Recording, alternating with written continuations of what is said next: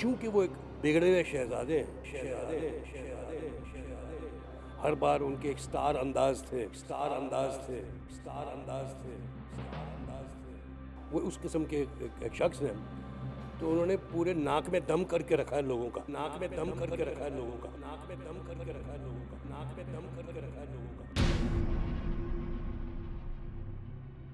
ऋषि कपूर ने जब ये बात कही थी, उन्हें शायद ही ये पता होगा कि उनकी रियल लाइफ में इस बात का कितना असर पड़ जाएगा। उनके बिगड़े हुए शहजादे इतना बिगड़ जाएंगे कि हर पब्लिक फोरम में बन जाएगा उनका मजाक।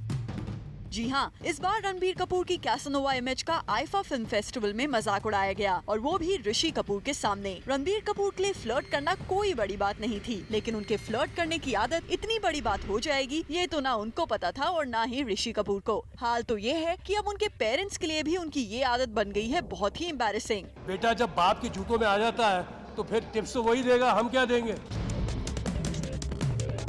दरअसल हुआ यूं कि आईफा फिल्म फेस्टिवल के बीच में एक क्लिपिंग दिखाई गई, जिसमें रितेश देशमुख ने रणबीर कपूर की तरह ही टॉवल पहना हुआ था और वो ट्रेन को पकड़ने की कोशिश कर रहे थे। ऋषि कपूर को आग इस बात से लगी कि एक एक करके कुछ लड़कियां रणबीर के पीछे भाग रही थी, जिन्होंने दीपिका, कटरीना और प्रियंका के मास्क पहन रखे थे। इस एक्ट को देखकर सभी खिलखिला रहे थे, तालियां बजा रहे थे, लेकिन ऋषि कपूर को गुस्सा आ रहा था, पर वो चुपचाप देखते रहे, क्योंकि उनके पास और कोई चारा भी नहीं था। मीडिया इंटरेक्शंस में अपने साहबजादे पर उठने वाले सवालों को तो अवॉइड करते आए हैं।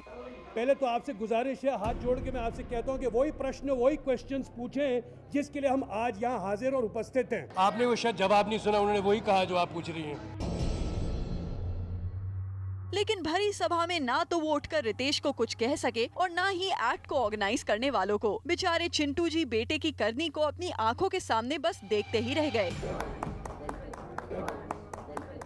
वैसे रणबीर कपूर का जब करण के चैट शो में मजाक उड़ाया गया था, तो ऋषि कपूर जमकर भड़के थे। उन्होंने सोनम और दीपिका को खरी खोटी भी सुनाई थी, लेकिन वो इस बार बिल्कुल चुप रहे। अब कुछ दिन बाद हर बार की तरह वो मीडिया में इस मजाक को लेकर अपनी भड़ास निकाल दे तो बात अलग है। चूँकि चिंटू जी को बातें करने का इतना शौक है, इट्स क्वाइट पॉसिबल कि रितेश के इस एक्ट का जवाब वो बहुत जल्द किसी मीडिया इवेंट में अपने स्टाइल में दे ही दे। क्यों ऋषि जी? ये भी हो सकता है। हाँ चिंटू जी, वी आर वेरी श्योर यही होने वाला है। आपके वार से कैसे बच जाएंगे रितेश, लेकिन हम तो बेचारे रणबीर के बारे में सोच रहे हैं, जो अब इतने हेल्पलेस हो गए हैं कि इवेंट्स पर मीडिया से अपने दुख की दास्तान गाने लगते हैं। जब ये सब खबरें आते हैं पेपर्स में, बुरा लगता है। I am sure my parents are also little embarrassed by it, but ये it's not true. If I am in a relationship में हाइड नहीं करूँगा।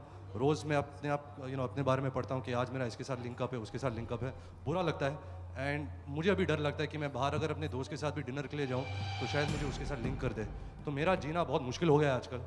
तो मैं यही प्रार्थना करता हूँ, ये विनती करता हूँ कि प्लीज़ मुझे रोज़ किसी के साथ लिंकअप मत करो। अगर मेरी कोई गर्लफ्रेंड है, मैं खुद आपको डायरेक्टली फ़ोन करके बोलूँगा कि देखो मुझे प्यार हो गया है और मैं इसके साथ शादी करने वाला हूँ। वाह वाह रणबीर, तालियां बजानी चाहिए इस फीलिंग से भरे हुए लेक्चर के लिए। बट अनफॉर्चुनेटली आपके पापा ऋषि पर इस लेक्चर का कोई असर नहीं पड़ता, क्योंकि जब जब आपकी पर्सनल लाइफ आती है पब्लिक ग्लेयर में, उन्हें आ जाता है गुस्सा। बेटा जब बाप के जूतों में आ जाता है तो फिर टिप्स तो वही देगा, हम क्या देंगे।